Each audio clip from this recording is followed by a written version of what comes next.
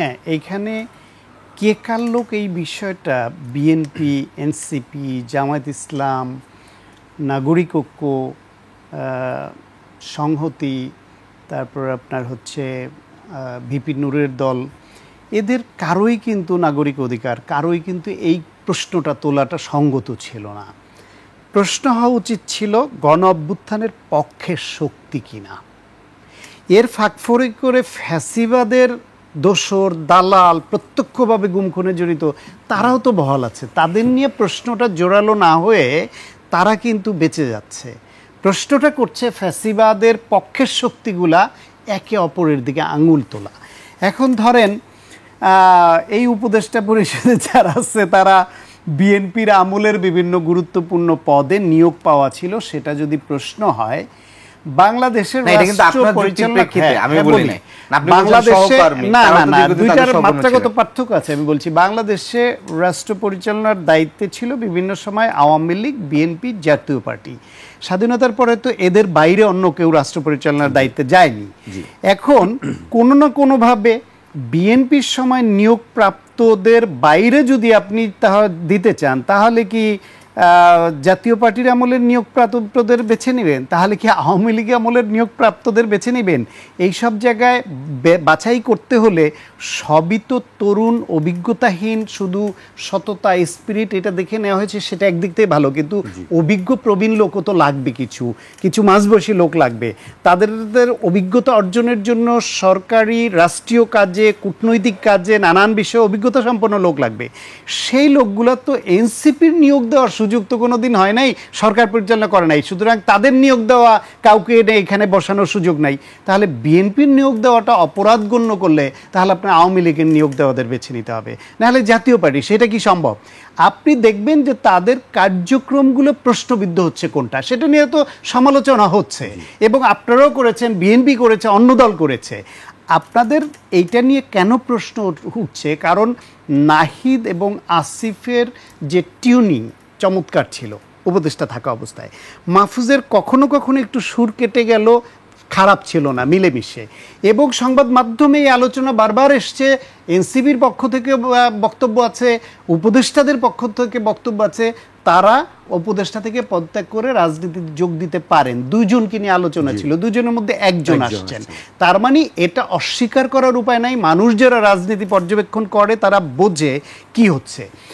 মূল কথাটা হচ্ছে এই যে খেলার ভেতরে খেলা, তার ভেতরে খেলা, এই খেলার লাভ কার? জীবন অবাক না করলে কে করবে? 28% মিল্ক ফ্যাটের অবাক করার সাথে ফ্রেশ মিল্ক পাউডার। জীবন অবাক করুক প্রতিদিন। এখন আমাদের এজেন্ডা উচিত ছিল একটা নিরপেক্ষ নির্বাচনের দিকে দেশ এগুতে হবে।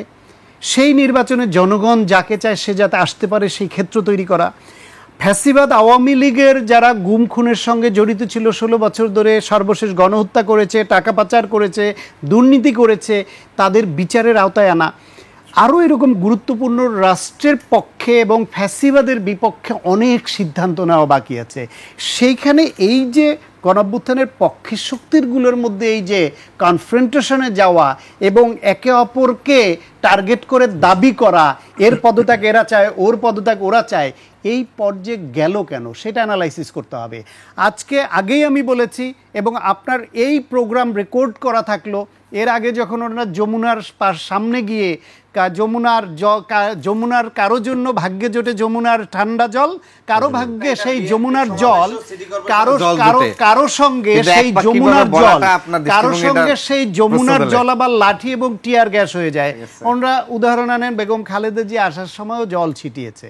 বেগম খালেদা জিয়া আসার সময় বা অন্যান্য জায়গায় সরকারকে চেস করে আন্দোলন হয় নাই, সেখানে সরকারকে বাধ্য করার, সরকারের বিরুদ্ধে অবস্থান নেওয়া আন্দোলন হয় নাই। সরকারের কাছে আপনি বাধ্য করার আন্দোলন করবেন যখন দেখবেন যে সেখানে কি করা হচ্ছে। 13 সালে যখন শাহবাগে তথাকথিত যেই গণজাগরণ মঞ্চের নামে যারা সরকারের বিরিয়ানি খেয়ে, তাদের ভ্রাম্যমাণ টয়লেট ব্যবহার করে, সরকারের প্রোটেকশন নিয়ে সরকারকে বাধ্য করার আন্দোলন করে, সেটা যেমন প্রশ্নবিদ্ধ ছিল, মানুষের চোখ কান খোলা।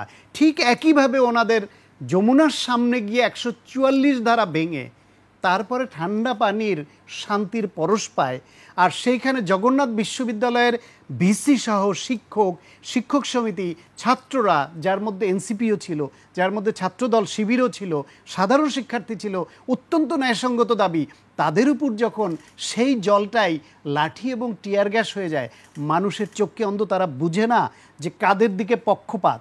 সেই পক্ষপাতিত্ব সরকারের তরফ থেকে কেন এনসিপির প্রতি আসে, কেন তাদের সহানুভূতি জগন্নাথ বিশ্ববিদ্যালয় পায় না, এই গণঅভ্যুত্থানের পক্ষের শক্তি হিসেবে ছাত্র দলের নেতা সাম্য হত্যাকাণ্ডের পরে সরকারের কোনো উপদেষ্টা বা সরকারের পক্ষ থেকে কেন কোনো সান্ত্বনা বাণী যায় না, কেন তাদের একজন প্রতিনিধি সাম্যর বাসায় গিয়ে তার অভিভাবকদের বা পরিবারের লোকদের সান্ত্বনা দিয়ে আসতে পারে না, এইসব প্রশ্ন তো উঠে।